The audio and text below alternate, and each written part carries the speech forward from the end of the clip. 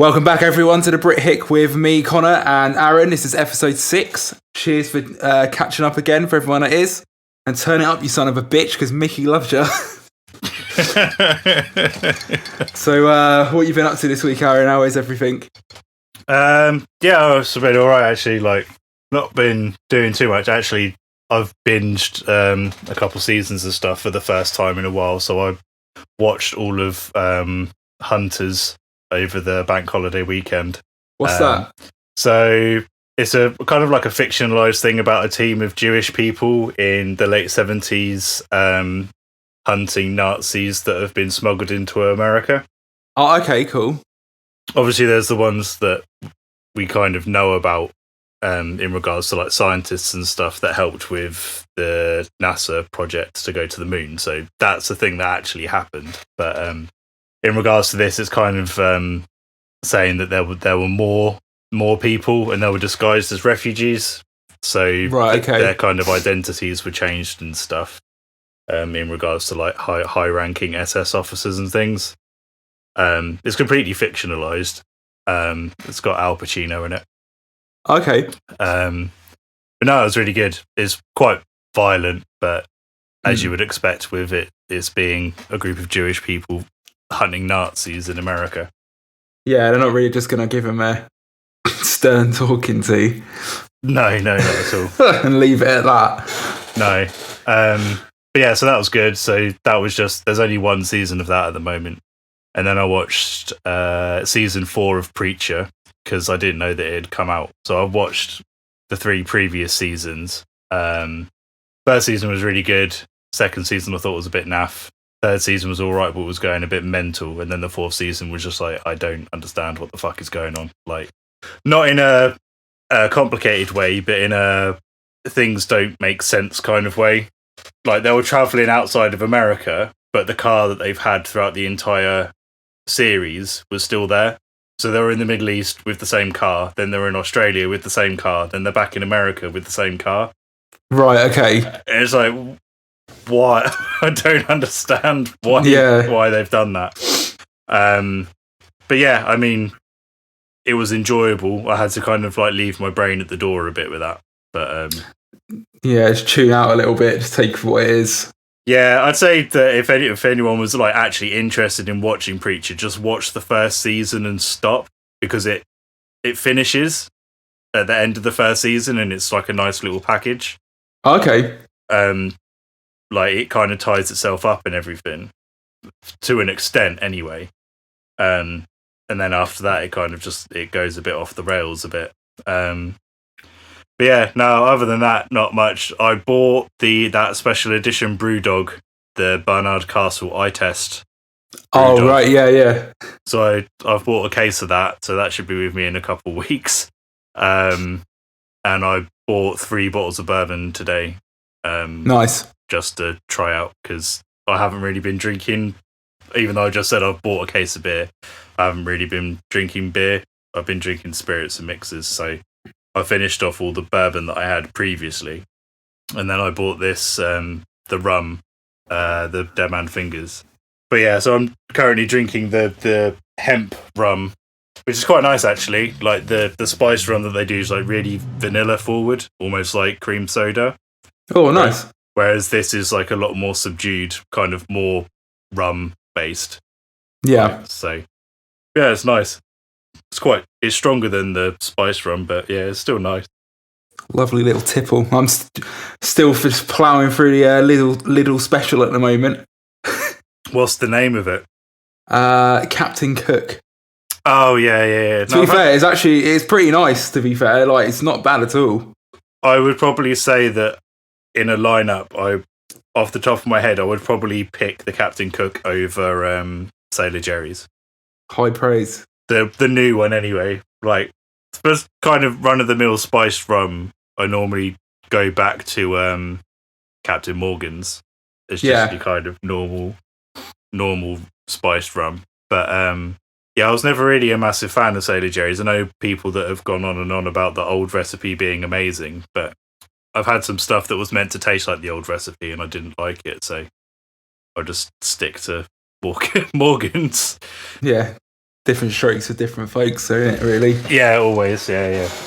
Trying to think what else I've been up to, really. Not a great deal. Work is getting to that point now. I don't know if it's the same with your work, that they're discussing kind of timetables for going back into the office. No, we've still not hit that yet, actually. Oh, okay. Yeah, so we had our discussion yesterday. How's it looking? We haven't got a timetable in place exactly about going into the office, but it looks like we're going to start going back to customer sites at the end of June. Okay. So kind of in 2-3 weeks' time, I think we'll start going back. Well, I've got to go to a data center, but it's not really a problem because I don't come into physical contact with anyone. Yeah. I have to drive somewhere, get signed in, and then basically crack on. Yeah, look at some machinery, but that's about it. Yeah, other than that, not a great deal. How about you? Yeah, not an awful lot this week, to be honest. Like, following on from that, yeah, literally just predominantly working. Like, it's been super busy. I've had a couple of my teammates have been off, unfortunately, like unwell and some bits to deal with. So obviously we've just been sharing the work between the rest of us. It's just been like pretty hectic this week. But obviously, because it was only a 4-day week anyway, coupled with being extra busy, it's just flown past. Like, I feel like I've done about 2 days of work this week. Yeah, this week's been another quick one. Like, as we will discuss in a bit about what we're going to chat about. So, yeah. Well, you were looking at guitars today. yeah, it's that time of the year. I say that time of the year again. It's weird, like, because I wasn't really looking at any gear for ages. Like, as you well know, like, I sold so much stuff at the start of the year, like a mass like exodus of equipment. Yeah. But yeah, because of the situation we're in at the moment, like I've just got loads of money saved because obviously I'm not traveling around anywhere. You can't go out and just spend money frivolously because everything's shut. Unless you really like whiskey, like me. Yeah. So yeah, I've just been being sensible with my cash, and like I've managed to back up like quite a lot. So obviously nerding a bit, like I've got 4 electrics. Obviously, like I've got the one I use for the bands, which is set up for our tuning and everything. And it's very like pretty much tailored to play death metal, like pickups and everything. It just does that well kind of thing. Aggressive. Yeah. You're not going to be playing anything lighter than blooming, I don't know, Megadeth on it. Yeah, you literally, like, there's no such thing as clean tone. It just breaks up straight away. It's like brilliant. So yeah, that's it. That's all you got. Yeah, so that, and then obviously I've got my Strat. I've got my Gibson, which has got P90s in it, and I've got like the 335 like style, like the vintage. Yeah. Which I don't want to turn into like a game machine. Obviously, I didn't buy it for that. So I'm just kind of looking at getting something to keep in standard and play like with humbuckers to play like, you know, metal and whatever on. It's weird. I'm strange. Like when I've backed a load of money up, I find it like really difficult to like spend it. Yeah, because I'm in like the saving mindset. Yeah, you've got to that point and you don't want to put it on something if you don't have to. Yeah, like when even a couple of years ago. Well, I'd say up until I started my current job. Because when I started where I am now, I was like, right, I want to clear off my overdraft and I want to start like actually properly saving. Because obviously, like it was like me and Aston was setting out our goals to like be able to move out. Yeah, which we've obviously now done. So yeah, that's when I started getting like being really serious about saving and not just spending frivolously and stuff. But I used to just, you know, like I think most musicians are like this at least some point, just buy gear almost for the sake of it. I just feel like, oh, I want that. Whereas now it's like, do I really need it? And I'll mull it over for a while, which means sometimes I miss out on some absolute bargains. But like that BC Rich bass. Yeah, but that's probably a good thing because it's like realistically, what would I have used that for? Yeah, it's not a practical shape. No, not at all. Like, but yeah, so I'm just looking at something at the moment. Just looking for something at the moment. It's either that or like a 4-string bass. But yeah, like just been looking today really. And then what else have I been up to this week? Oh yeah, I bought a lamp yesterday that's made from a VHS copy of The Thing, which is pretty sick. Where did you get it from? Etsy. Oh, okay. Do they just do different like VHS tapes? Yeah, this girl makes them all, so I think it's whatever VHS she can get hold of or has. Yeah. Mm. And they're kind of like it's like coloured lighting mounted inside. So you obviously remember the VHS, it's got the kind of like transparent panels over the tape. Yeah. So it's backlit in those, so you can choose the colour and stuff. And they use the cassette case as like a stand.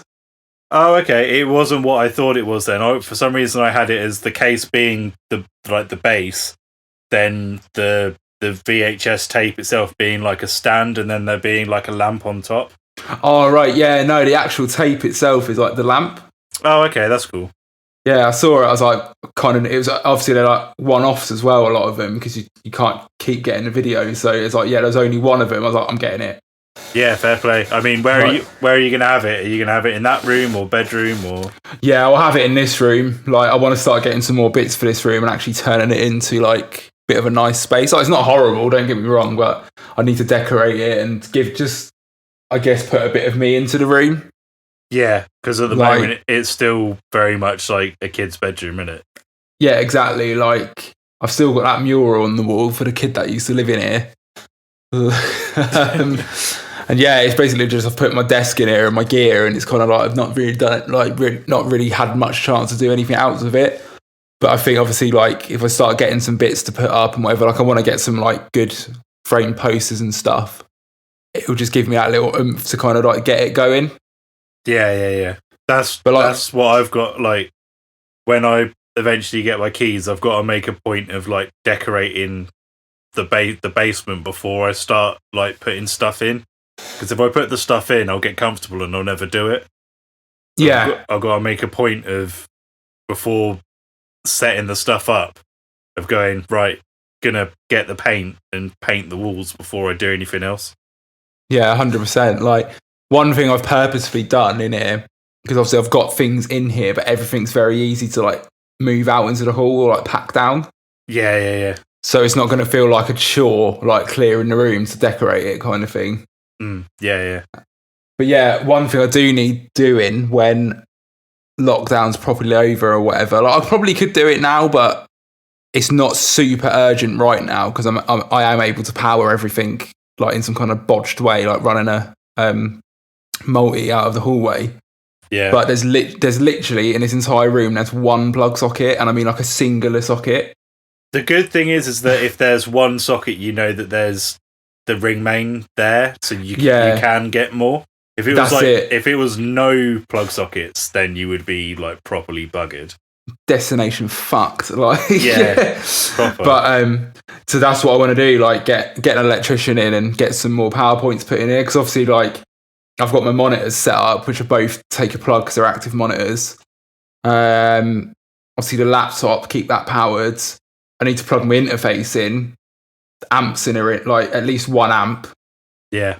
And then, yeah, obviously I've got like the light, the main light, but it'd be good to have a lamp so it's not like blinding light all the time. So yeah, I do need a couple of outlets in there, but it's one of those things like I know it can be done. So it's not like, oh, it needs to be done right now. I'd rather wait until things are relatively normal again. Yeah. I mean, as well, like if you do that, then you can, obviously, if you're going to get the electrician in, you're going to have to move the gear out. So after the electrician's done, then it's already ready for you to paint. That's it. So, but yeah, like that's been about it for me this week. Bank holiday Monday, we did a 10k walk, which was actually really nice. So basically, from ours, you can take the canal path and like follow it pretty much all the way through Milton Keynes. Okay, yeah. And then you can do a massive like ring route basically, and it was lush. Like people who live in Milton Keynes, like I've been guilty of it as well, like plenty of times. Like we always slag it off, but there's so much green space here and like nice stuff that I think we take for granted or don't really notice. And you don't get it in a lot of places of this size. Like and it's kind of like under your nose, and it's really nice actually. And I think a lot more people have appreciated it in the current like circumstances, but yeah, it's really good. Like just nice to get out, like just get some fresh air and whatever, just get away from like day to day at the moment. It's all a bit of a bleh at the moment, Yeah, I mean, I'm intending this week. I did it a couple of weeks ago, but you walk out of where I am and you go like down the Roman road. That's like a 3.5-4 mile round trip. Nice. So it's basically just one road, but it's straight, but it's kind of like different inclines and things like that. So it's not just a flat walk all the way. Yeah. But yeah, I know what you mean about like the green spaces and stuff. Like the only other kind of large town / city that I think that has a decent amount of green spaces in the centre anyway is Cambridge. But then as soon as you go out into like the more housing based areas of Cambridge, it all dries up. It's just in like the centre of the city. Yeah. Whereas in Milton Keynes, there's like the lakes and various parks and cycle routes and everything like that, which I guess it's because it's a more modern city that has been thought about. It's mad as well. Like, I've lived here pretty much all my life, really.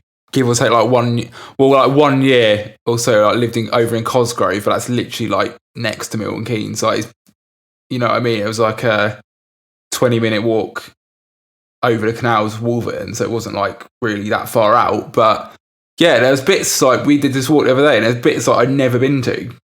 Yeah, it's like you said, that you could fall into the trap of thinking of Milton Keynes as concrete cows and grid system and just like the shopping centre, and that's it. Like you don't think of anything else. Like even if you lived there. Yeah. So I guess we should say that this week's going to be different again. Kind of different, but not in a way, I guess. So we are doing Face and Heel this week, and we're going to do Nostalgia as well. But when we were discussing it earlier on, we both basically chosen between us like the same heel, and so we're going to do it as a joint one basically and discuss different aspects of it. And one of like our face as well is in tandem with one of the issues that we're covering. So yeah, it's gonna be more of a discussion about the issues that are going on right now. One probably is worse than the other, but they're both pretty terrible within their own implications. Does that make sense? Yeah, I should say as well, we don't normally discuss what we're going to say beforehand, but because of the news that's been happening this week, it was kind of a mutual decision to kind of just say, are we going to be picking the same thing? And as it turned out, in one of the cases, we were.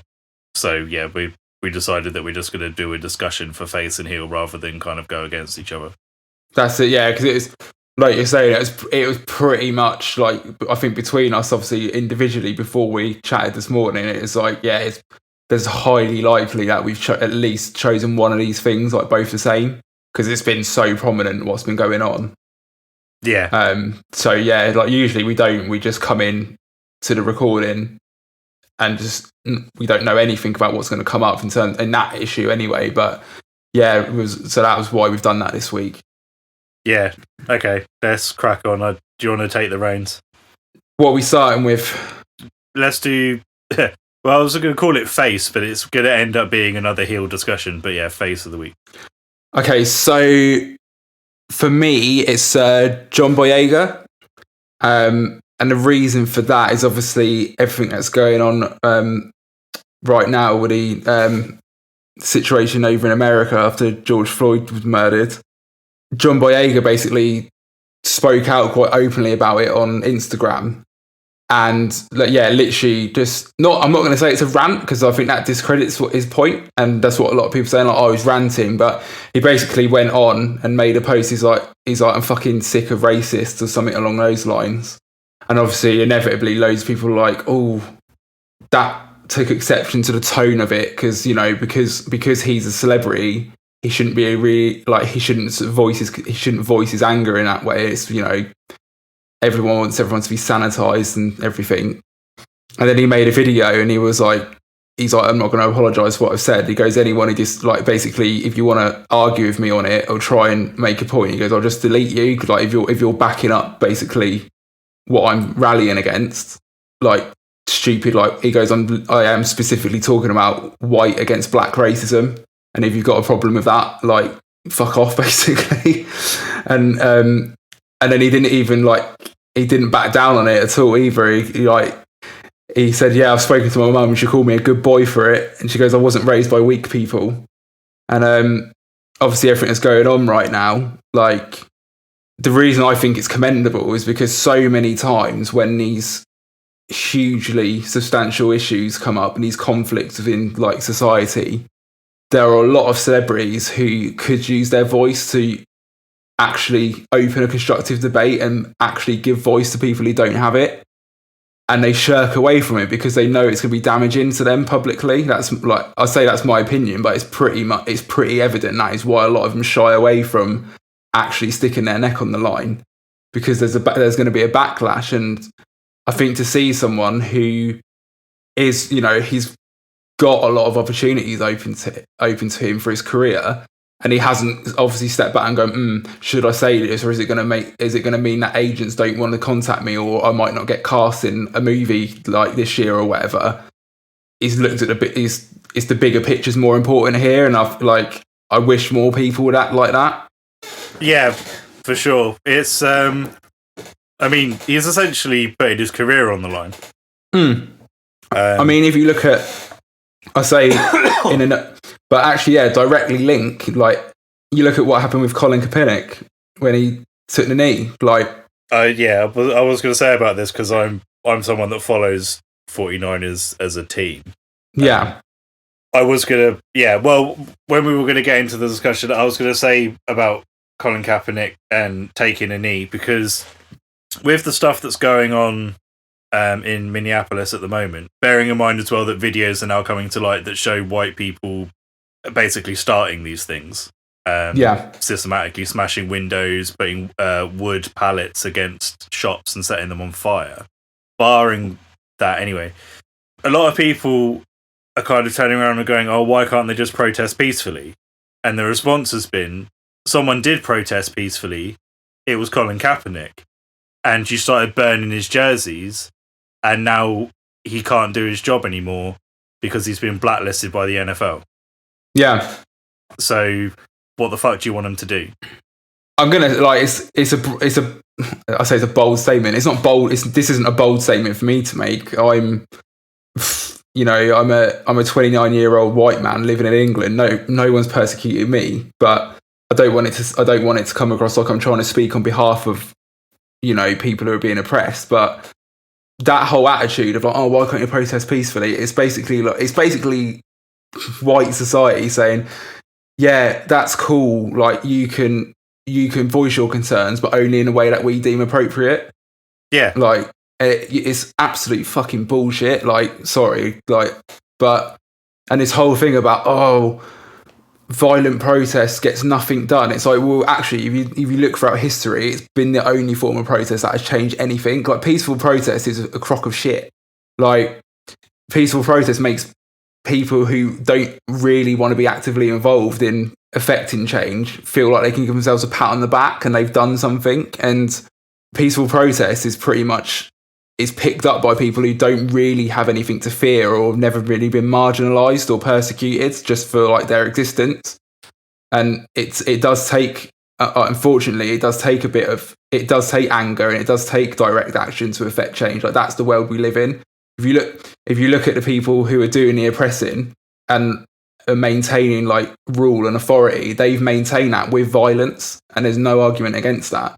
It's just people are blinkered and they don't want to accept that harsh reality and have a bit of self-reflection sometimes.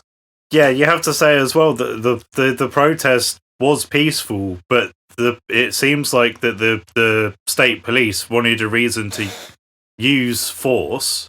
Yeah. So via obviously we're never going to find out for certain who these people were, but there were obviously white people. They were geared up quite well with full face gas masks and blackout gear, going along breaking windows before anything else had been done.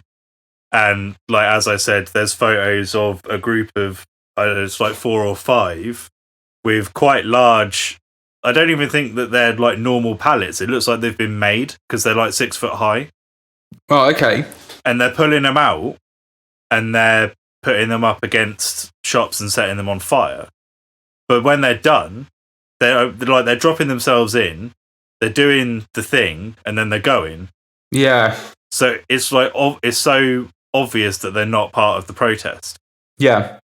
But obviously that doesn't matter because the police just need to see that it's happened for them to use what could be deemed as excessive force. Yeah. By comparison, you've got armed white people storming government buildings and no one even gets arrested. Yeah, it's an absolute joke. Like, it's a farce. And it is. It's like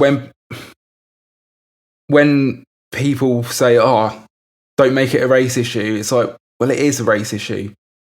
And just because you choose to ignore that or don't want to accept that, it doesn't change the reality of doesn't change that being the reality of the situation. Like, this isn't the first time this has happened. Well, it's not even the 5th time that it's happened. Like, no. I mean, it's been uncountable times. I've literally fucking lost count of even in the last couple of years, the amount of times where obviously not every one of those situations has escalated to the degree that this has. But if you're just talking in terms of like, you know, black civilian pulled over, shot, black civilian shot in like bungled house raid, black civilian shot walking home, black civilian shot mistaken identity case, and it's you know what I mean? It's like doesn't take a genius to see it as a pattern to this. I can't remember if I edited it out or not, where I said before about the New York police reaction to different boroughs and how they were dealing with people that weren't social distancing. Yeah, I don't think we left that in the end. For all intents and purposes, the New York Police Department were handing out masks in predominantly white boroughs and then handing like warnings and notices in predominantly black boroughs to a point where they were using force again. I don't know, like, it's difficult because, like you said, we're 2 British white guys. We've had it before where, well, I had it before where we put out that music video that was basically saying to destroy the KKK. Yeah. And YouTube took it down because it was inciting hatred. And then I had a person of colour tell me that it wasn't our place to say what we were saying, that it could only come from people of colour. And obviously not everyone feels like that, but it does kind of put me on edge if people are saying you can't analyse it because you're not affected by it. I think you can analyse it and you can comment on it because it's basic human empathy, which everyone should have. Unfortunately, some people are very lacking in it. But I could never say, and obviously I speak for both of us here, like I could never speak from first hand, and I'll never know what that feels like. And I don't proclaim to ever like be in a position where I'm going to know what that kind of discrimination feels like. But I will speak out about it, and I will say that I think what I think is wrong, and I'll share my opinion on it. You know, like it doesn't. I don't say, and it's not me saying, "Oh, I think my opinion matters more than someone else's." Like speaking out against this, like that's what I say. I don't proclaim to speak for people, but if you can't, like, if you can use your voice or get like for a good, like I think you should.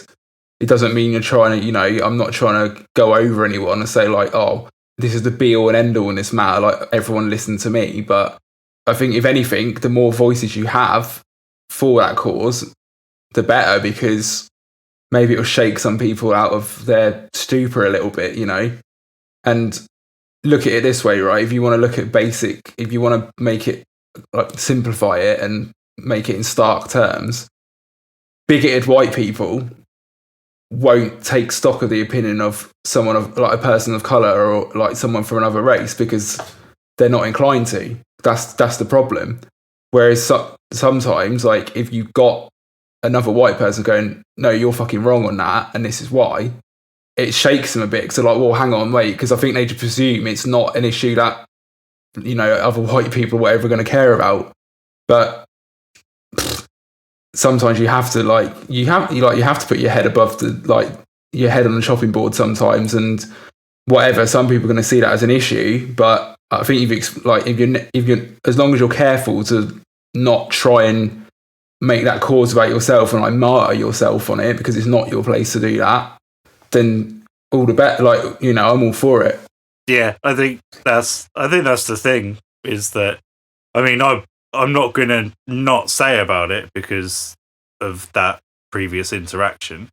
I disagreed with what they said, but I think at this point now, surely it's a case of in the last 2.5 months, there have been 2 large-scale protests that have predominantly been of 2 different races, and the reaction by the authorities couldn't be in more stark contrast. It's laughable. And you look at what people were going out and protesting about. Oh, I need a haircut. Oh, my shop should be able to open. And it's like, it's not a fucking cause to die on a hill for, is it? It's just like you've been denied a bit of luxury. Like, just suck it up. And it's a farce. It just, like, stuff like that makes a mockery of, like, the act of protest and any form of cause. And like you're saying, yeah, when it got to the point of people going into government buildings, like, armed, like, as an extension of the same kind of, like, rubbish, basically nothing came of it. It wouldn't even say I was a slap on the wrist. Like, it was just no consequence. And it's like, that's literally insane. Yeah, we should, like, and it's one of those things as well, whereas that these people that have done stuff like that are predominantly the ones that if they see something that they don't agree with, they're the first ones to say, suck it up. Yeah. Oh, you're a snowflake. Oh, it's like, fuck off. Like, people who use the term snowflake, like, I'd literally, as soon as that word comes out, it's like, your opinion has like no stock to me at all. So, like, sorry. Yeah, if you fall back on that, it's kind of like, well, you've got nothing better you can't not dismiss the opinion. So you're just going to fall back on that.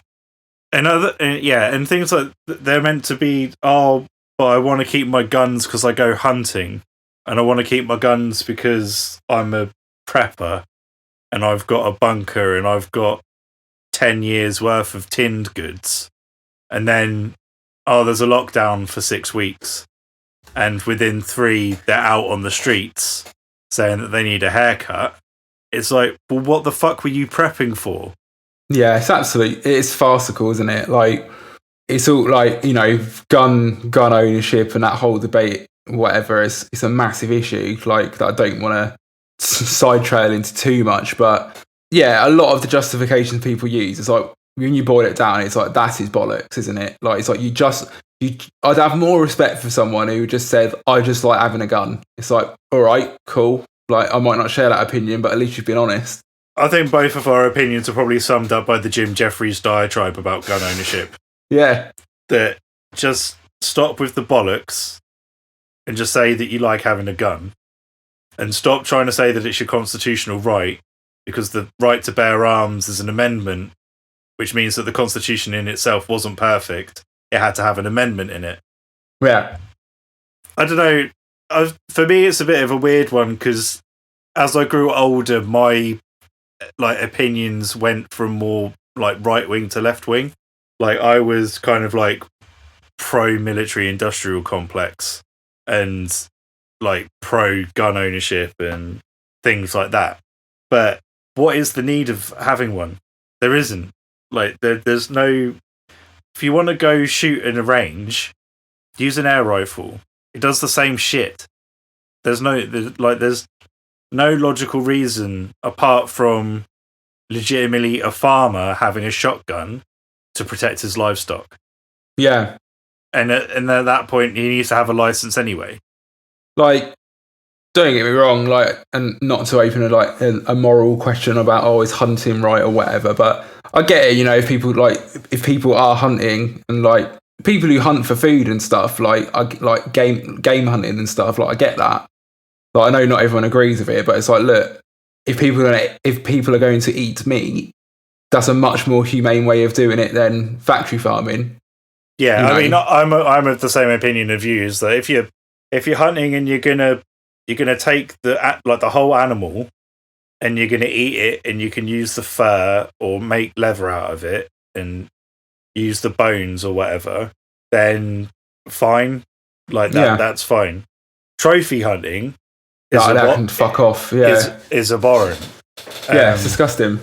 Like big game hunting for stuff that like you're not gonna eat. You're not gonna eat a big cat. You're not gonna eat an elephant. Like stuff like that is not good. Like and not to go too far into it, because I know that there is a case for it in Africa, in regards to big game, to a certain level, where in enclosures they will say, in regard to like lions in particular, if there's a rogue male lion that's been like expelled from a pack or whatever, sometimes it's not like a bounty, but they'll say X amount of money and you can go, but it needs to be this one lion. Yeah. And I get it, because it's conservation. Like the rogue lion could potentially kill like all of the young lions of a pride. And I do understand that part of it. However, when you're going in and just indiscriminately shooting the first thing that you see, it's just, and you're just there to pose in a picture and then you leave the corpse. It's not great, is it really? No, not a good look. But anyway, back to the thing that we were talking about initially. Yeah. So I guess obviously, because the point obviously is pretty apparent, like the point we're on at the moment right now. If it isn't, like, it's quite worrying. People kind of need to catch up a bit. Obviously, heel of the week. Well, like one of our heels is going to be the officer in question. Yeah. He's in the last hour. He's been charged. Oh, he has been charged now. He's been charged. Yeah. What have they charged him with? Murder. Oh, okay. I think it was murder. I want to say it was murder over manslaughter. I didn't see what degree. I never understand the American thing with degrees. I think first degree is premeditated. Right, okay. So I would imagine that it wouldn't be first degree murder, it would be second. But I don't know for certain. But I mean, I saw stuff coming out like in the last hour or so. But it's just the one guy of the four. First degree murder and manslaughter. Oh, okay, so it's both. Okay. So yeah, it's just the one. It's just the one of the four. So it's the main one. Yeah. So he's got a track history of it. Apparently, he opened fire on someone in 2008. Fucking hell! And you like, how are these people like still officers? It's absolutely nuts. They protect their own. Oh yeah, 100%. Like, but you just have to look at like as I was saying earlier, that if you look at the American local news that are doing the kind of Facebook Live coverage, a lot of the people there that are commenting are completely in favour of the police. Yeah, it kind of leaves you a bit numb that after everything that's going on, that they're just completely, it's like you said before, just like blinkered to it. It's so hard to get your head around sometimes, and I don't, you know what I mean. It's like I don't want to come across like I'm just shitting on every American person and whatever. Because don't get me wrong, I think that country's got massive flaws, but it doesn't mean every American person's bad. There are obviously like good people there, but if you look at systematically, that country is flawed, and it's not something you get in the UK. Like, there's not this kind of like ingrained like subservience and kind of like you have to respect the police like to that degree, you know. No, and I just like, we're not saying that like you should flip off every cop when you just walk past them, but yeah, institutionally there is a serious white supremacy problem in positions of authority in America. Yeah, definitely. Like, I guess if you look throughout the history of the country and like, I'd say how it was established, but obviously it wasn't established as such. It belonged to the Native Americans. But you look what happened. It's all the constructs of like the hierarchy there, and power structures have been through oppression and, you know, genocide, violence. So yeah, it's kind of like woven within the fabric of those authorities, I guess. You have to think of as well that it's such a young country up until kind of the Second World War. It was so fractured because the country was so big that it wasn't the sum of its parts. So, for all intents and purposes, modern America has only been around for 70 years. Yeah, there's houses in England that are older than some states in America. A lot of houses, which is are older than like the house, which is quite funny when you think about it. The house that I'm sat in at the moment is like 170 years old. Yeah, like we're talking like just past the kind of gold rush era of America that I'm talking about. I saw some libertarian website was trying to peddle the idea that the Boston Tea Party was an example of a peaceful protest and that no property was damaged. And it's like, you ransacked a boat and you threw the equivalent of, in today's money, hundreds of thousands of pounds worth of tea that belonged to a company. My tea! In a harbour. Like, and obviously tea was incredibly expensive back then because it was from India. They were just trying to make a big brew. That's what they were doing. Yeah. But they're trying to say that that's an example of peaceful protest. It's like, you literally destroy property. Yeah. And then they're like, oh no, it was the government.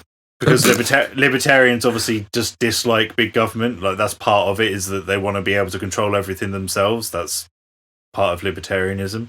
Yeah. And like, oh no, it was the government. It's like, no, it wasn't. It belonged to the East India Company. And I understand that the East India Company was such a massive company that it had its own army and it owned areas of land.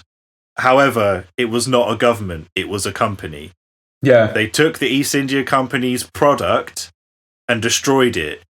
That was the start of the war one of the catalysts for the war for independence. And they're like, oh yeah, this is obviously an example of a peaceful protest. It's legitimately the exact opposite. Oh man, people like to pick and choose the facts sometimes. But I don't even know. It's like, oh yeah, this is obviously a peaceful protest with no destruction of property. The whole point of it was that they threw shit in the sea. How is that not the destruction of property? Oh man, just picturing like a modern day equivalent, just like pigging loads of Tetleys into the River Thames or something. Yeah, I mean, it doesn't matter anymore. But like, obviously, at the time, it was important because it was an expensive product. Yeah, exactly. Yeah, like but and as well, there's things coming out now as well that like the reason that Target got targeted was because they were refusing to sell milk to protesters because milk helps with tear gas. You pour it in your eyes. It's meant to like help alleviate the pepper spray and tear gas. And suppose like there's no corroboration. Like I haven't got any corroboration. But supposedly, the reason that it ended up kicking off there is because they were refusing to sell milk to protesters. There's another thing as well saying that Target help fund the police force, but I don't have anything in black and white in front of me on that one. So I don't know if it's just because we're so far removed from it that we can see stuff reasonably clearly in regards to a timeline of events. But yeah, how you can't see that it's not how it's being portrayed. I mean, a fucking CNN journalist got arrested on air. Yeah. What more do you have to say? And then there was a white CNN journalist that got ushered through and that didn't have a problem. I think another thing that this shows as well, and it is something we've discussed before, just in general issues, it just goes to show like how much stock people put into their preferred media outlets and stuff, because you can guarantee that Fox and CNN will probably be reporting on it differently and whatever, and like people will just, they will nail their flag to like the mast of that news outlet, or whatever, like, and that's not even touching into like alternative news like on the internet and stuff. There's so much of it now, and it just goes to show like the influence of media and like what people perceive to be true. Like, I mean, I've watched the footage. Like, it's not even this happened. Like, legitimately, the feed was live on the camera. Yeah. He was in the middle of reporting, and 2 officers came up to him and handcuffed him. Oh, yeah. Like, and I've never considered, like, CNN to be, like, the bastion of liberal media. I mean, in the grand scheme of things, I thought that, like, CNN in general was reasonably impartial. However, I don't know, because we don't really have access to CNN here. But I think that just displays more that the police there feel like they're impervious. Yeah. Like, they just walked up to someone and arrested him. No cause. They just arrested him. Arrested the cameraman. Arrested whoever. I don't know what the job title of the third person is, and there was another journalist for the same company who was white, 2 streets over, that wasn't even like questioned. I don't know. It boggles my mind that some people would consider this to be, first of all, an overreaction, considering that there are now videos coming out that show that the riots were started by white people. Yeah. That look to be in like faux military blackout gear, quite obviously systematically breaking windows to stores and then walking off straight afterwards.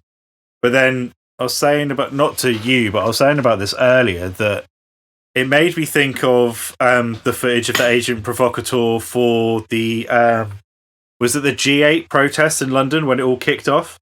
I can't remember if it was for G8, but there was footage where they were putting people into a bottleneck. Oh, obviously, like kettling them, yeah. But there was footage of when like it started to kick off, and the person that was like actually kind of hitting a policeman so that the police had a reason to kind of go in, as it were.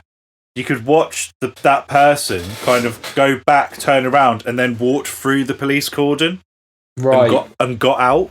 Yeah, and people said that footage, they were like, "Well, that's obviously an agent provocateur that's been put in to allow the police to say that they reacted rather than justification." But even with that, people were just like, "No, it's obviously a protester that got lucky and managed to run out." It's like, well, I don't understand how that's even a thing, but I can imagine that there's going to be people that are going to say that these quite obviously white people in this garb who weren't at the protest just went in, caused this destruction, and walked out again. Whilst being accosted, saying, "What the fuck are you doing?" People are still going to say that they're part of the BLM movement or whatever. That's it. Like so many people don't want to question the narrative or think outside of like things that are just put in nice little boxes, and that's why like shit like this can carry on. Like, and these things, history repeats itself. And as well, when people like touch upon the point you made with people saying, "Oh, this is an overreaction," it's not. Like, yeah, obviously this is a direct consequence of George Floyd's murder. Like, that has been the trigger point, but it's years and decades of anger that's built up, and inevitably there has to be a release at some point, because like we say, this isn't a one-off incident. This shit happens all the time. Yeah, like borderline every day. The closest thing I can think to parallel it to in the UK was the riots when Mark Duggan got murdered by the police. Yeah, that was 2012. That was, yeah. Yeah. And it's again a similar situation.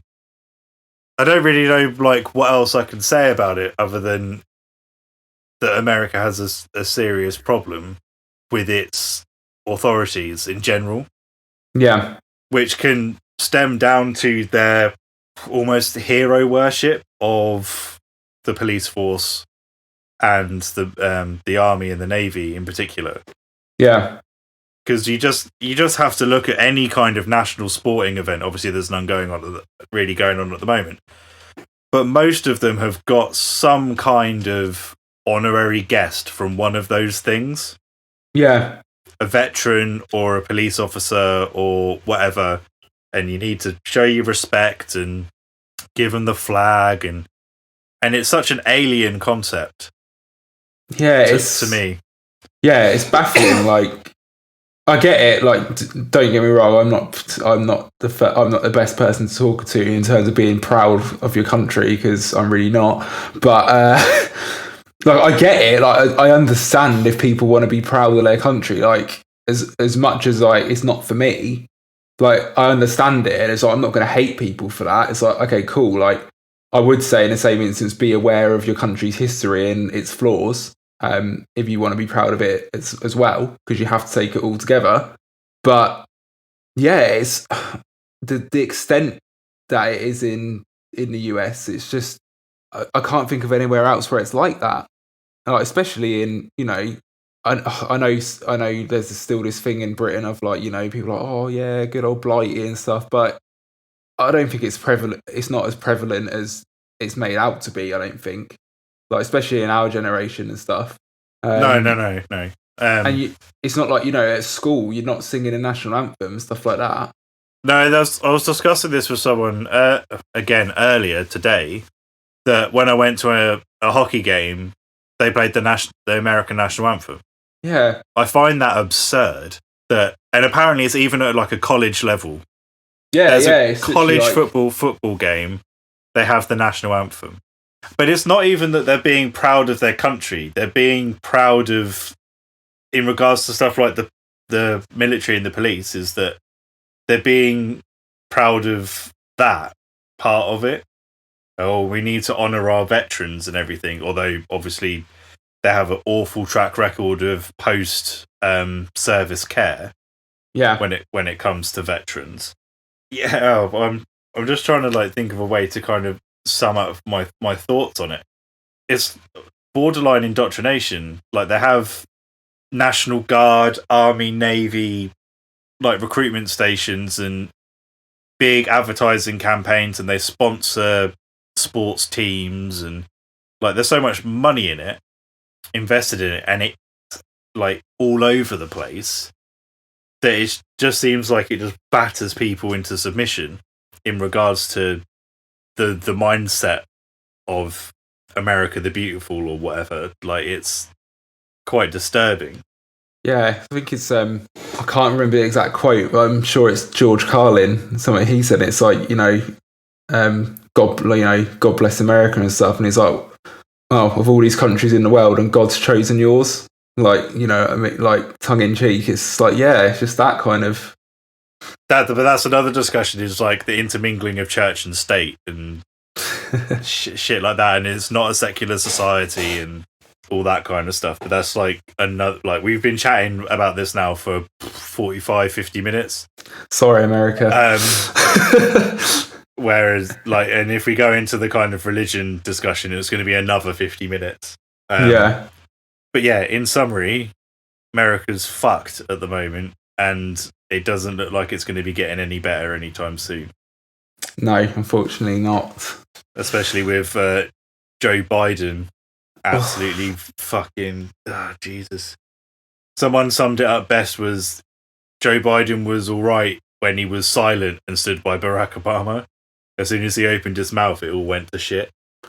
Absolute liability onto himself. Yeah. Like well, you saw the thing, he was just like, yeah, you ain't black. It's like, that's like your uncool uncle saying something at a party, not a presidential candidate. Yeah, that's literally like what, obviously, well, not in terms of the same issue that's been discussed, but it's literally the point like touched upon at the start of this discussion. It's like it's not it's not a white man's place to say what is and isn't black and speak for an entire demographic of people that you don't belong to. Yeah, definitely not. Like absolutely foot in mouth there. He probably won't see it that way though, and that's absolute whopper.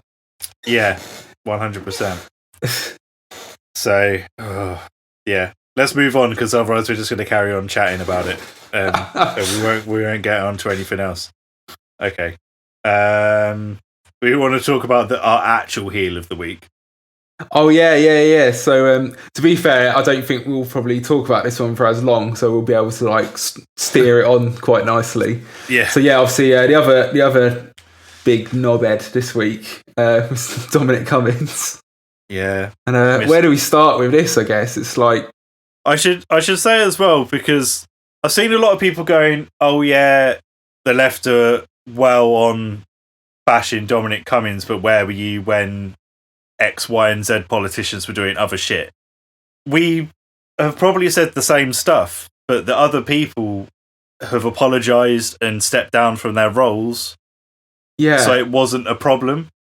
I think this is the thing as well. It's like, and I'm sure you've said this as well, like either on like in writing or in a conversation, like yeah, what he did is arguably like that. It's like that's one level of it. It's like you've done something you shouldn't have, especially in your position, considering you were partly responsible of drafting up these rules that everyone is having to follow, and you know in your heart of hearts like you shouldn't have done that, and you weren't in right. That's one issue. I think the main reason so many people are angry about it is it's like he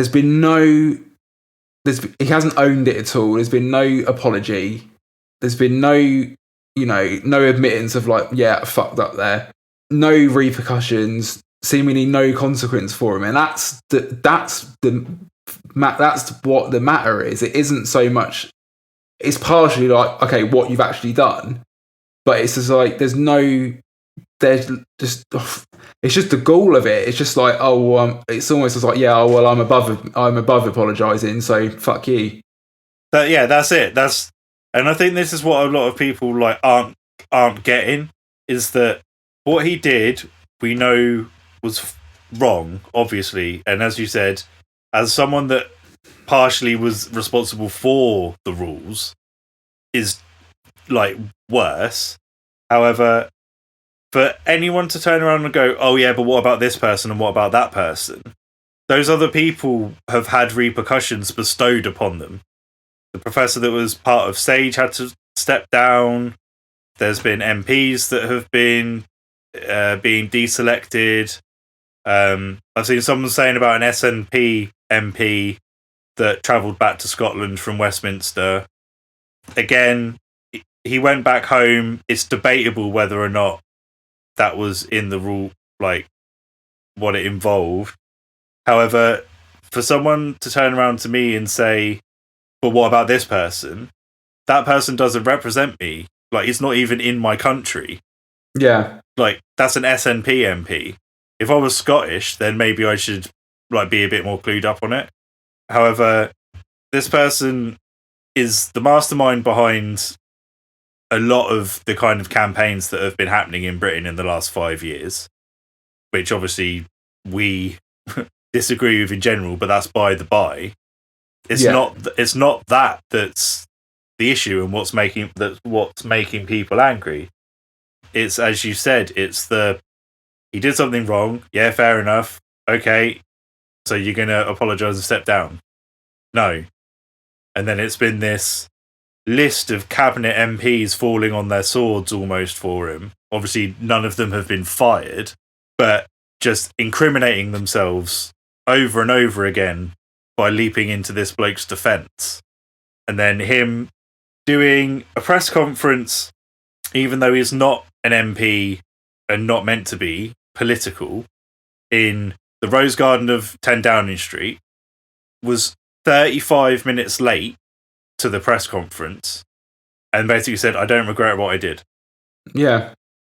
And yet still there's no the party line at the moment is you just need to get over it and move on because we're relaxing the lockdown rules anyway. It's basically what they're saying is, well, it doesn't matter now because we're easing the lockdown rules anyway. And like the fact you've mentioned, obviously MPs and stuff, that's another sticking point here. Like, this guy is not an elected member of government, so he's not being held accountable by constituents like those MPs would be. So that's another like, you know, another level of bullshit here, I guess. Like, he's not being made accountable by anyone, and that's the irony of it. You know, so many people leap into his defence, and not to generalise because like not everyone will fall into this bracket, but obviously, yeah, he was a big part of the campaigning behind Brexit and vote leave and stuff. That's obviously quite widely known now, and this whole nonsense thing driving Brexit of like, we don't want to be ruled by unelected bureaucrats. It's like, you're literally fucking sticking your neck out for an unelected bureaucrat.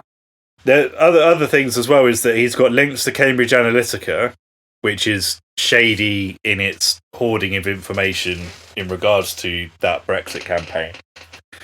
The run up to the election late last year, where the level of misinformation that was coming out of official party lines in regards to the Conservative Party was laughable. It was very much a doublethink situation because they were putting out contradictory messages. Yeah. And stuff that was obviously fake, and then they were being called out on it. However, and then they were taking it down. But they were taking it down 24 hours later, and by that point the damage has been done. Yeah. Because people will read it, and they won't see the follow-up. It's like a newspaper putting out an inflammatory headline, and then being told that they need to put a redaction in, and they'll put it in the next day's paper, but it's on page 14, and it's like in tiny font. Tiny little font, yeah. Yeah, and no one's going to read it. But that's by the by. We're falling into our own biases on here a bit because like we're not obviously not supporters of the Conservative Party, and we're not supporters of the tact that Dominic Cummings has used. However, it's not that makes him what's happened bad. It's just the barefaced arrogance of no regret, no apologising, and having the most powerful people in our country basically be a human shield for him. It makes a mockery of the idea of democracy and like fairness in politics. It absolutely destroys that notion now. And yeah, it's not about he's a member of, like I say, he's a member. It's he's a cog in the machine of Conservative Party. It's not about that. Like, to a degree, yeah, by default, it will be, obviously, because that's part of the reason why it is such like a hypocrisy what has happened, because again, like, you know, he was responsible in part for getting those rules together and you flouted it. But yeah, it's not about political bias so much. It's an issue of decency. If a Labour MP had done this and had taken his attitude, I'd be like, well, you're a fucking idiot and you need to go. Yeah, any party, and well, it's not an MP; it's an advisor. Like, well, exactly, yeah. But there were, like, this is the thing though. There were advisors earlier on, like in March and April time. Obviously, we said about the Sage Professor. There was another Scottish advisor. I don't think that there were a minister that went from Edinburgh to Leith and back. I think it was, which is like a 20-mile trip. Yeah. And they got caught out and they apologised and resigned. Which is why that hasn't constantly been brought back up. Because they went, yeah, I fucked up. I'm going to lose my job. It's just this constant barrage of, oh no, we think he hasn't actually done anything wrong. Yeah, and it's like, you know full well he's done something wrong. You're just twisting the facts, moving the goalposts in retrospect. And it's that thing as well of, well, if that's the case, why is it that the police are still hounding people and handing out fines? Yeah. And even today, the police have gone, oh yeah, he might have breached lockdown. This is a week later, and the police are turning around and going, yeah, he might have breached it.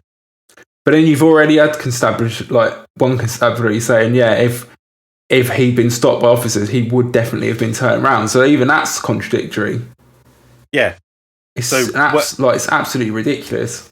But it just falls into this thing of all this misinformation. Yeah, and not to just radically contradict what we were just saying about, like obeying the authority of the police and all that kind of stuff. But it's like, look, if the police if this has happened and the police have said one thing and then they've been made to contradict themselves or whatever, it undermines public confidence in the police, and it does make people go. Maybe even people who maybe aren't so inclined to usually think this way might think, well, actually, no, bollocks. Why should I trust the police? And why should I listen to what they tell me? Because obviously, this geezer can just do what he wants and no consequences will come of it. It undermines, obviously, the public health message, which is the crucial thing here. And some people might think it's tinfoil hat thinking, but I'm slightly inclined to think, was this done on purpose to kind of get those wheels in motion to make people think, no, bollocks, I'll go out, so they can kind of egg that on and open the economy up quicker. But that's a whole other conversation. We said about that before, though, with the contradictory messages of the previous statements in regards to the relaxation of rules, though, didn't we? Yeah. But kind of nothing's changed. Everyone's kind of like, well, I don't know what to do. But I mean, this whole episode's been a bit tinfoil hat, because I said about the agent provocateurs, for all intents and purposes, even though there are videos, people are just going to say, oh, it's unsubstantiated. It's getting to that point now where 10 years ago, if someone said to me, you're going to quite regularly see members of the police going into protest situations as agent provocateurs, I would just be like, you're chatting shit. Yeah, same, to be honest. I would you go back 10 years, I would have nah. Another thing as well is that some people have said there's been a petition by heads of various parties in regards to making Dominic Cummings resign. Yeah. Keir Starmer didn't sign it, which people have just automatically jumped on, saying he's obviously in the Tories' pocket. But I think he's turned around and kind of said, well, what is me signing this going to achieve? Yeah. He was like, I need to take them to task. Exactly, and not just to jump to his defence, because we've discussed this before, but even before that was signed, he was said, he was one of the first people to say, if I was Prime Minister, I would have sacked him, no question. Yeah. And he's not backed down from that. He got asked about it again. He goes, yeah, he would have been gone. There's been so many, because this is UK stuff, so when we know more people from the UK, every time it always seems to be that there's kind of someone here, there, everywhere going, oh, you don't know the facts. This is this. Such and such has done that. XYZ. So I'm just kind of crossing off every kind of thing down the list of kind of what's been going on in the last week, that someone might go, aha, but you didn't mention this, you're obviously biased. It's well, try and cover as much as we can. Obviously, we've got our own opinions on it. Yeah, I mean, this whole thing about, obviously, people, oh, you don't have the facts, this, that, and the other. It's well, have you got the fucking facts? But we've all watched the same press conference, and we all heard the same, half-assed story about it. I'm not going to bring his family into it. That's by the by, whatever. I'll be honest, I think he's egged it. I think he's laid it on a bit thick about his kids, and that's not his kid's fault. His kid's 4 years old. He's got no part of this. But that's obviously to garner some kind of public sympathy. But it's mate, there are people who aren't in your position of fortune and the position of power you're in, because you are in a position of power as a government advisor, of course you are, who have been in much worse circumstances with their children in this whole scenario, and they haven't done what you've done.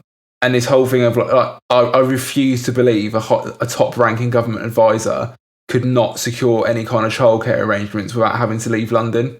Yeah, it's bullshit. There's absolute bollocks. There's members of his family that were available. Yeah, and if people believe that to be the case, they can tip themselves sideways until tea pours out because they're a fucking mug. It literally, again, it's going to sound like I'm just pouring vitriol on the guy himself, but it's no, I'm not a fan of Dominic Cummings. Let's be honest. But that's because of the campaigns that he's been instrumental in like orchestrating and the tactics, like it's dirty tactics, and I don't like that. But that it's literally this situation in isolation is what we're talking about, and what is the main gripe here. And it's like, yeah, you've done wrong. Your excuses don't add up because someone in your position wouldn't need to go to those lengths. People who have tried to go to those lengths or even less have been severely punished. And I just don't understand, like, Joe Public just jumping to this geezer's defence. It's like he wouldn't do the same for you, so don't even think for a second that the favour would be returned. It's mad. It's like, I just think some people think, oh, it's like when people defend like the uber rich. It's like they're not going to welcome you into their club because you tweeted something for them. Yeah, I never really understood that whole defending someone because you've got some kind of mad delusion that they directly pay your bills. Yeah, like I saw like someone I know literally shared this post, and I was like, this is the most hilarious thing I think I've ever seen. Like, so out of touch. So obviously, like, Caroline Flack obviously sadly took her own life earlier this year because she got hounded by the press so much over drama with a fella and whatever. And someone was like, just remember Caroline Flack, like, just think about what this is doing to this man's mental health. He was just trying to do what's best for his family. It's like, oh, pull the other one. Like, was he thinking about people's mental health when he led like an aggressive Brexit campaign and knew what that would do to minorities and vulnerable people? Like, no, he fucking wasn't. Like, don't try and get my sympathy like that, because it's absolute rubbish. And it's just boggling, like, what people swallow up sometimes. That's almost like trying to fall into like the white knight situation, isn't it? It's like, no, you can't do this. It's like, nah, the guy's a dick. Like, yeah, he's been caught out, and now everyone in positions of power is trying to defend him. Yeah, it's like Dominic Cummings does not need you to share a Facebook post to try and defend him because, like, he's literally got Boris Johnson in his back pocket. Yeah, and Michael Gove. Like, we have to say about these things as well that, like, that 30-mile round trip to test his eyesight, illegal. Yeah. On his wife's birthday. Since that has come out about the testing eyes, Michael Gove has turned around and said, yeah, I drive multiple times to test my eyesight. And then Boris Johnson said that his eyesight is now bad because of his COVID situation. Although 5 years ago in a newspaper article, he said, and I quote, I'm as blind as a bat. Yeah. And obviously, public health authorities have come out saying there's no established link at the moment between COVID and ill effect on the eyesight. And actually, yeah, let's touch on another thing. He gave it all the big beans in his conference. Like, you know, I was warning about the dangers of pandemics last year. It's like, no, you've been caught out again because people have found that you've edited your website in April to include these facts. Yeah, he retroactively edited his blog posts. Just stop bullshitting.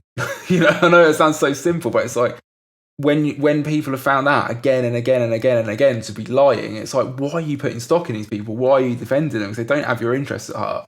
No, and the thing that I'm worried about now is that it's already started to die down a bit. And I said this before, like, is that when it first broke, I was like, it will be gone in 2 weeks. And then, like, I wasn't expecting kind of right-wing press like the Mail and the Telegraph to kind of jump on his case about it.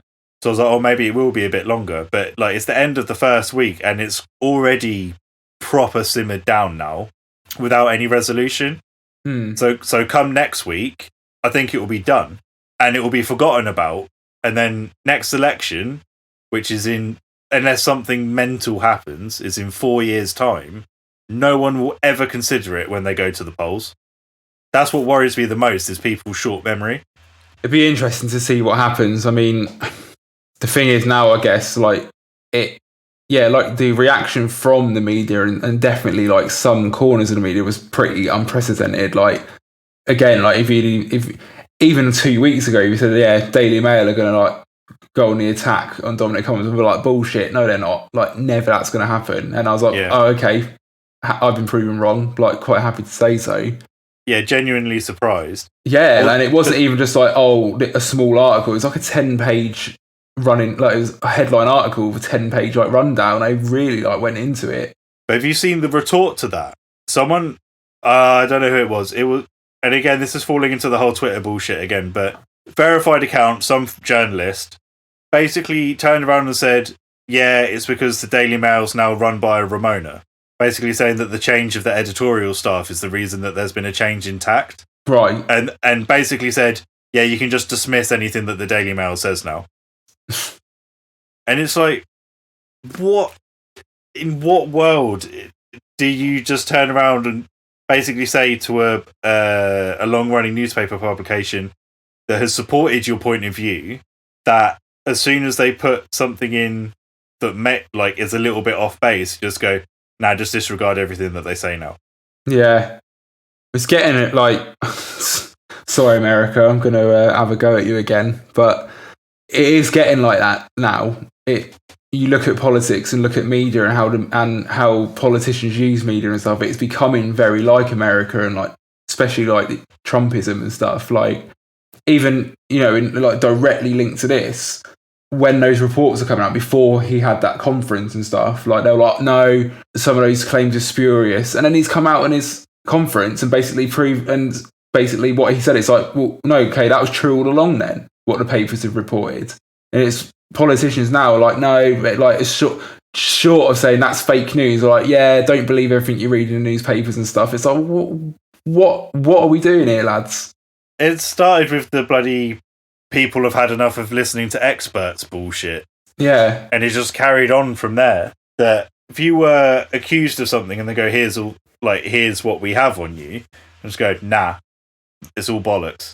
What it boils down to, like, in terms of, I guess, weaponizing the media or weakening the media and making people distrust it when it's not in your favour, it's a simple thing. If you make experts and the media out to be like the elite, it's very easy to like utilize that and get like the everyman on side. It's like, oh, they don't have your interests at heart. Like they're just trying to pull the wool over your eyes and like, but you can trust us. And it's like, well, you literally are the elite, and a lot of you can't be trusted. It's mad. Like again, it's like, I don't want to sound like I'm trying to be pious or like, oh, I'm the most clever guy in the room. Like far from it, but it's just baffling. Some of those like people just can't take a step back and go, look, this is very clear what's happening to you here. Like what? You're just swallowing it. That was like the thing that Lewis shared earlier when we looked at it. It was just like this big thing about slagging off how much credit has been dropped and everything like that. And the reply was, have you ever voted Conservative? And the reply was, all the time. Yeah, all my life. Yeah. Vote for someone else. Yeah. Evaluate your options. You can't even get mad at it anymore. It's just like, what are you meant to do? Yeah, I know exactly what you mean. It's like, it's funny actually, this whole Dominic Cummings saga is the first time, I think, since the lockdown has been on that I've actually been like really pissed off to do with something to do with politics. And I knew it pissed me off because I was getting ratty about stuff and whatever, and it's just like, you have to remove yourself from it sometimes because you will literally just be pissed off all the time. Yeah. And it eats at you. Like I've got like, I think we both do. Like we've both got very good friends who are like, always on top of what's going on and like sharing stuff and whatever. But it's like you're always angry and seem miserable, and it's just like, don't get me wrong, I'm not saying bury your head in the sand. I think everyone has a duty to themselves. There's nothing else to like keep abreast of what's happening and like disseminate what's going on and like try and figure things out. But sometimes you really do have to take a step away, like just for your own health, because it's relentless and there's a lot to be angry about. Yeah, I mean, for me, it's more of a hopelessness of that it doesn't matter how much you try, you're just not going to change people's opinions.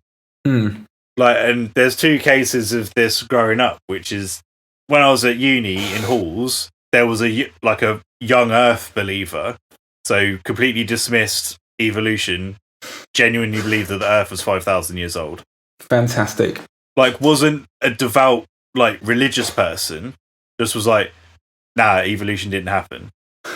Like, you can't trust carbon dating. Like, what if some of the calculations are wrong? You can't reliably age anything that's over 5,000 years old, therefore the world is 5,000 years old. And we got him like scientific, like peer-reviewed papers on kind of like the evolutionary cycle of moths and things, because with moths and stuff, because they're generational span is so short, adaptations and things change quicker. Okay. And yeah, he just dismiss it. He was like, they're not changing. He was like, they're not changing on a DNA level, therefore it's not evolution. I was like, that's not what evolution is. Fucking hell. Like, obviously it does become part of the like DNA does change, but like there's not just that. Yeah. And then there was another one of and like this person was doing it as a joke, I understand, but it's almost like that for a lot of kind of stuff now, which is they'd ask a question, you'd explain the answer to them, they'd sit there and just go, oh, I don't believe you. And that would be it. Yeah. And this person was obviously doing it to wind me up. However, there are now people that genuinely are doing that. Yeah. They're asking questions about things, and if they can't understand or don't like the answer, they just basically say, no, I don't believe you. And that's how it feels now. I've got past the point now, I don't know if I'm just too old and jaded, of trying to be like, no, you don't understand, and like trying to fucking explain it to someone, because it's going to make me angry. They're not going to change their opinion. But I mean, that's by the by. It's just, it seems to be that the current situation now is that like they've done what they needed to do, which is divide and conquer. Yeah. Right wingers are always going to vote Tory, but that's just what they do. The same as right wingers in America will always vote Republican. Obviously, it wasn't that way 100 years ago. I don't know when the fucking American party switched around, but at some point they did, which is very weird. The old switcheroo. Because Lincoln was a Republican and the pro-slavery party was the Democrats. Yeah. And then at some point it switched around so that now the Democrats are the more left... I say left-leaning, they're not left-leaning. The less right-wing party in America. And the Republicans are now the more right-wing party in America. I don't understand how that changes, but obviously in the UK we've just had the parties being the same. But yeah, they've always had their kind of same thing, but now it seems like more and more that the working class fall into the trap of voting Conservative. If you look into it in that way, like, basically, you go back to Thatcher and Thatcherism, you know, the Conservative Party peddled this whole thing of like, oh, we're all middle class now. And basically made it so everyone felt like they could aspire to be middle class and should aspire to middle class. Basically obliterated the notion of having any pride in being working class. So now it's almost like, I think working class people are so... I'm working class as well, just like for disclosure. It's not like I'm talking about working class people as like a case study. I'm not being a twat. But working class people are so easily turned against each other and their own interests because they've been told for the last 4 decades, pretty much, like, you don't want to be working class and it's not something to aspire to. Like, so I think so many people working class people are led to vote for Conservatives because they look at working class as something to be frowned upon and don't consider themselves as such. They're kind of like led by the nose in a way. And you see it in the press all the time, you know, like working class absolutely crucified and used as scapegoats for everything. But probably most people who are working class are like, oh, that doesn't apply to me, like I'm above that kind of thing. And I think that's the trap, you know, and that's why we don't have a strong working class movement in Britain anymore, I believe, anyway, because it's been so divided and turned against itself. Because if there was a strong movement, like, things would change. And the establishment know that.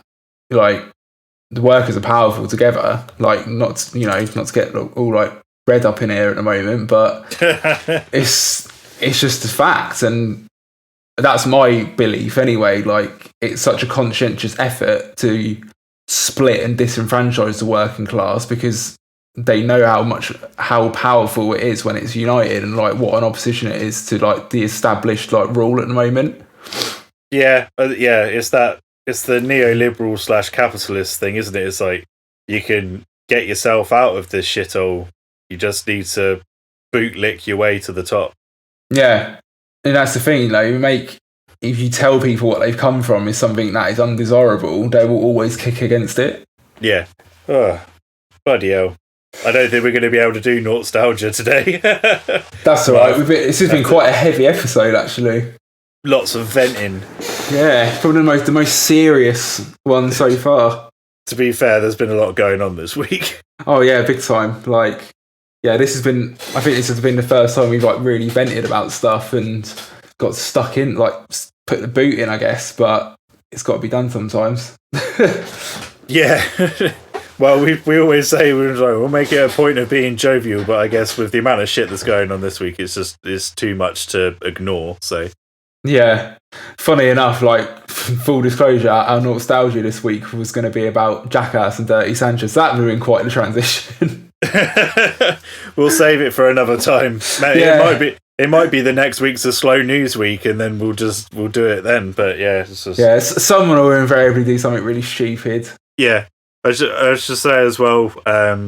Shout out to Simon Hall for putting out quite a heartfelt video of his own personal struggle with suffering with COVID-19 for the last 2 weeks. It's the first time that I personally have seen someone put out a video whilst quite clearly still suffering, being quite honest about it. Yeah, like that video is brutal. Like you can just hear like how like in his voice and like his breathing, like how like rough it still sounded. It's crazy, actually. Yeah, he was very hard at breathing. And kind of laid it all out on the line, really. I haven't seen anyone else kind of say what he said about it. It's all kind of been sanitized up until that point. He kind of said that he felt a bit stupid for saying about it, but I think it was a voice that needed to be heard. So yeah, definitely. Yeah. And I don't think it came across as like, wasn't laying it on thick or anything. It's literally like, look, this is a very shit situation to be in, so don't take it lightly and be careful. And it's like, when you like, you can see how clearly like he was struggling in that video. It's like, well, yeah, I think something like that goes a lot further than just being like, oh yeah, make sure you wash your hands, or like on some poster and that, oh, if you've got a cough, stay at home. Like I think probably without even meaning to, like he's put that point across really well. Like, to actually do take it deadly seriously and that and whatever is probably more effective than a bunch of like government propaganda and just advertising. For people that don't know who Simon Hall is, he runs one of the stages for Bloodstock, which is a large metal festival in the UK. Just in case you're sat there going, "Who the fuck is this guy?" That's who he is. Right, do you want to wrap up? Yeah, I'm not going to go into the full extent of this story quickly, but just to put something funny in at the end, because it has been quite a savage episode. My thing that I found for Alicia Try this week, I'm just going to read the headline. Boys let Black Widow spider bite them in hopes of turning into Spider-Man. Fuck's sake. Yeah, 3 brothers in Bolivia, these young lads, they thought they'd turn into Spider-Man, so they poked it with a stick until it bit them, and obviously it didn't work. They didn't die or anything, but obviously you don't want to be getting bitten by a Black Widow spider. It's not fun. No, not at all. But I was good. Yeah, for my At Least You Try, it was Daniel Apt, who, formerly E-Driver, has been there since the beginning of the series, is not the best driver. The team was called Apt Audi Racing, so you can understand why he was driving for the team. Got busted hiring a professional sim racer to act on his behalf during an official sim race. Basically got busted because his camera was obscured and they just traced the IP address and it wasn't where he was. So he's now been fired. The perfect crime. from Audi Racing. I mean, I'll be honest, my personal opinion of the guy was never particularly high. He wasn't a particularly good racing driver. Since the beginning of the series, he has got, as the standard of the driver has got higher, he's got no better. He's just like fallen down the standings. Everyone knew that he was there because his dad owned the company that ran the team. The team was bought out by Audi, and then, just to add the kind of extra little bit on the cake, he didn't take it seriously and tried to hire someone else to race on his behalf and got absolutely rumbled straight away. So, yeah, that was my At Least You Tried. He tried to do something, and then he got absolutely fucking busted for it. He thought he'd be clever, and he wasn't. Not at all. Huh. Oh, yeah, I guess then we should bring it up to a wrap this week. As always, thanks everyone who's stuck with us and been listening so far. Be a great help if you can, recommend us to some mates, just get some more ears on the podcast. Share the page about it. You can find us on our socials. I might get this wrong, Aaron, so sorry, but it's the BritHick for everything. Is that correct? Yeah. Yeah, it's at the BritHick, yeah. That's it. I was like, it seems too simple, so I think I've done it wrong. But yeah, so next week we'll be back like Monday as always, and it'll probably be a lot lighter in tone next time, just to balance this week's one. Unless obviously next week continues to go to hell in a handcart. Nuclear war. I don't know. We're broadcasting from the outside of the 4th district. A generator. But yeah, no, cheers again to everyone like sticking with us, sticking with our rambling and our putting the world to rights every week. But yeah, that's it for this week. Thanks again. Cheers.